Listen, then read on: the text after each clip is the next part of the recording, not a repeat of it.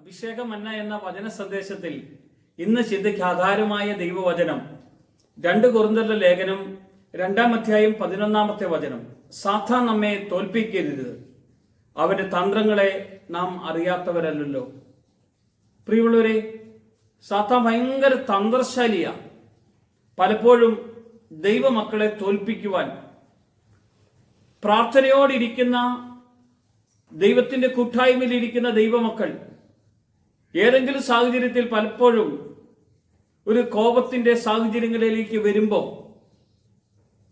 പെട്ടെന്ന് സാത്താൻ അതിന്റെ ഇടയ്ക്ക് കയറി നമ്മളെ തോൽപ്പിക്കാൻ സാധ്യതയുണ്ട്. അതുകൊണ്ട് വചനം നമ്മളെ ഓർമ്മപ്പെടുത്തുകയാണ്. 1 പത്രോസിലെ ലേഖനത്തിൽ, നിങ്ങൾ നിർമ്മതരായിരിപ്പിൻ, ഉണർന്നിരിപ്പിൻ, നിങ്ങളുടെ പ്രതിയോഗിയായ പിശാച് അലറുന്ന ശൃംഖം എന്ന പോലെ നിങ്ങൾക്ക് ചുറ്റും പതിയിരിക്കും. ആരെയാണ് തോൽപ്പിക്കാൻ? അവൻ തന്ത്രപരമായിട്ട് തോൽപ്പിക്കും. കർത്താവിനോട് കൂടെ നല്ല കൂട്ടായ്മ അനുഭവത്തിൽ പ്രാർത്ഥനയോടെ ഇരിക്കുന്ന ദൈവമക്കളെ തോൽപ്പിക്കാൻ അവനിടയാകും. ഒരിക്കല് യേശു കർത്താവ് ശെമിയോനോട് പറഞ്ഞു, ശെമിയോനെ ശെമിയോനെ, സാത്താൻ നിന്നെ ഗോതമ്പ് പോലെ പാറ്റാൻ ഉദ്യമിച്ചിരിക്കുന്നു. വചനഭാഗത്തിൽ ഇങ്ങനെയാണ് പറയുന്നത്, സാത്താൻ നിങ്ങളെ, ഒരാളെ തന്നെയല്ല, നമ്മളെ ആരെ വേണമെങ്കിലും അവൻ തോൽപ്പിക്കാൻ സാധ്യതയുണ്ട്. അതുകൊണ്ട് പ്രിയമുള്ളവരെ, പിശാചിന് ഇടം കൊടുക്കരുത്. ഒരു കാരണവശാലും നമ്മുടെ ആത്മീയ ജീവിതത്തിൽ പിശാചിന് ഇടം കൊടുക്കരുത്. ആരെങ്കിലും നമ്മളെ ദേഷ്യപ്പെട്ടോ കോപത്തോടെയോ നമ്മളെ അസ്വസ്ഥപ്പെടുത്തുവാൻ വേണ്ടി വരുമ്പോൾ നമ്മൾ പ്രാർത്ഥിച്ചോണം, യേശുവേ, നിന്റെ നാമത്തിൽ എതിരെ നിൽക്കുന്ന ദുഷ്ടന്റെ തന്ത്രങ്ങളെ ഇപ്പോൾ വിടുവിച്ച് നിന്റെ കൃപയിലേക്ക് കൊണ്ടുവരണമേ എന്ന്. കുടുംബത്തിൽ പലപ്പോഴും കാണിയാലേ ഭാര്യ ഭർത്താക്കന്മാർ തമ്മിൽ ചെറിയ എന്തെങ്കിലും വാക്കുകൾ പറഞ്ഞ് പെട്ടെന്ന് അതിലൊരാൾ കോപിഷ്ഠരായി അസ്വസ്ഥമായി കുടുംബത്തിൽ വലിയ ബന്ധനങ്ങളിലേക്ക് വരും. അതുപോലെ മക്കളില്ലേ, കുടുംബത്തിൽ എങ്ങനെ അസമാധാനം ഉണ്ടാക്കാൻ അല്ലെങ്കിൽ പ്രയാസപ്പെടുന്ന അല്ലെങ്കിൽ പിശാച് ആ തന്ത്രം ഉപയോഗിക്കുന്ന നമ്മൾ അതിന്മേൽ ജയമെടുക്കണം. എങ്ങനെ ജയമെടുക്കണം? പ്രാർത്ഥനയോടുകൂടെ, പരിശുദ്ധാത്മാവിന്റെ നിറവോടുകൂടെ, ആത്മശക്തിയോടുകൂടെ ദുഷ്ടന്റെ ബന്ധനങ്ങൾ അഴിച്ചുകൊണ്ട് നമ്മൾ പ്രാർത്ഥിക്കണം. കോപം വരാത്ത വണ്ണം ആത്മാവിൽ നമ്മൾ ജ്വലിക്കണം, ആത്മാവിൽ പ്രാർത്ഥിക്കണം, ആത്മാവിൽ നമ്മൾ ആരാധിക്കണം. അവനോടുള്ള വലിയൊരു കൂട്ടായ്മത്തെ നമ്മൾ വെളിപ്പെട്ട് വരണം. നമ്മുടെ ഉള്ളിൽ സാത്താന്റെ തന്ത്രങ്ങൾ അറിയണം. അവൻ നമ്മളെ വഞ്ചിച്ച് അവൻ നമ്മളെ പാപത്തിലേക്ക് തള്ളിവിടാൻ, ലോകത്തിലേക്ക് തള്ളിവിടാം, തിന്മയിലേക്ക് തള്ളിവിടാം, നമ്മളെ അസ്വസ്ഥതയിലേക്ക് തള്ളിവിടാം. നമ്മുടെ കുടുംബത്തിൽ നമുക്ക് സമാധാനമില്ലാതെ വരാൻ ഇടവരും. അതുകൊണ്ട് പരിശുദ്ധാത്മാവിന്റെ ശക്തിയുടെ വലിയ സാന്നിധ്യം നമ്മൾ ഇന്ന് അനുഭവിച്ചിട്ട് വേണം ഇവനെതിരെ പടവെട്ടാൻ.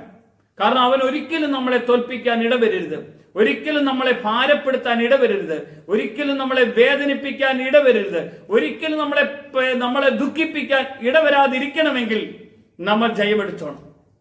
പത്രോസിനോട് കർത്താവ് പറഞ്ഞു, നിന്നെ സാത്താൻ ഗോതമ്പ് പോലെ പാറ്റും. പത്രോസ് അത് കാര്യമായിട്ട് എടുത്തില്ല. ഇന്ന് നമ്മളോട് കർത്താവ് പറയാണ്, സാത്താൻ നിന്നെ ഗോതമ്പ് പോലെ പാറ്റാൻ ഉദ്യമിച്ചിരിക്കുന്നു എന്ന് പറയുമ്പോൾ നമ്മൾ അത് സീരിയസ് ആയിട്ട് എടുക്കണം, കാര്യമായിട്ട് എടുക്കണം. പത്രോസ് പരാജയപ്പെടാൻ ഇടയായി. അവൻ പരീക്ഷയിൽ അകപ്പെട്ടു പോയി. സാത്താൻ അവനെ കൊടുക്കാൻ ഇടവന്നെങ്കിൽ, പ്രിയമുള്ളവരെ, പ്രാർത്ഥിക്കുന്ന ദൈവമക്കളെ, ഒരിക്കലും അവന്റെ ബന്ധനത്തിലേക്ക് പോകാത്ത വണ്ണം പരിശുദ്ധാത്മാവേ എന്നിൽ നിറയണമേ, കർത്താവേ എന്നെ ബലപ്പെടുത്തണമേ, കർത്താവേ എനിക്ക് ശക്തി തരണമേ, ഞാൻ കോപിക്കാത്ത വണ്ണം മറ്റുള്ളവരുടെ മുമ്പിൽ ഒരു സാക്ഷ്യമുള്ള ഒരു ജീവിതം വഹിക്കുവാൻ, സഹിക്കുവാൻ, ക്ഷമിക്കുവാൻ, പൊറുക്കുവാൻ കർത്താവേ കൃപ തരണമേ എന്ന് നമ്മൾ പ്രാർത്ഥിച്ചു വേണം അവന്റെ സന്നിധിയിൽ നമ്മൾ കടന്നു പോകാൻ. കർത്താവിന്റെ ആത്മാവ് നമ്മുടെ അകത്ത് ശക്തമായിട്ട് ഇടപെടണം. പ്രിയമുള്ളവരെ, കർത്താവിന്റെ ആത്മാവ് ഇടപെടുന്നില്ലെങ്കിൽ ദുഷ്ടൻ പല തന്ത്രങ്ങളുമായിട്ട് നമ്മുടെ ചിന്തകളെ മാറ്റും, നമ്മുടെ പ്രവർത്തനങ്ങളെ മാറ്റും, നമ്മുടെ പ്രവൃത്തിയെ മാറ്റും, മറ്റുള്ളവരെ കുറിച്ച് നല്ലതല്ലാത്ത വാക്കുകൾ പറയാൻ തുടങ്ങും. നമ്മൾ വിശ്വസ്തരായി കർത്താവിനോട് കൂടെ ജീവിക്കാൻ കർത്താവ് നമ്മളെ എല്ലാവരെയും ഇന്ന് ഇടയാക്കട്ടെ.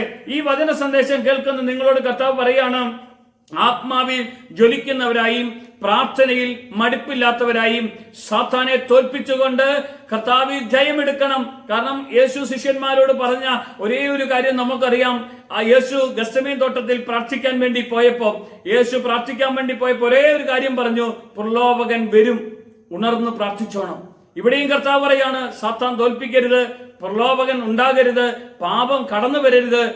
ജയജീവിതം നമുക്ക് ആവശ്യമാണ്. ക്രിസ്തുവിൽ നമുക്ക് മഹത്വവും കൃപയും പകരണം. അതിനുവേണ്ടി നമ്മൾ കർത്താവിനോട് കൂടെ ആയിരിക്കട്ടെ. കർത്താവ് നമ്മളെല്ലാവരെയും അനുഗ്രഹിക്കട്ടെ. കർത്താവ് മഹത്വം എടുക്കട്ടെ.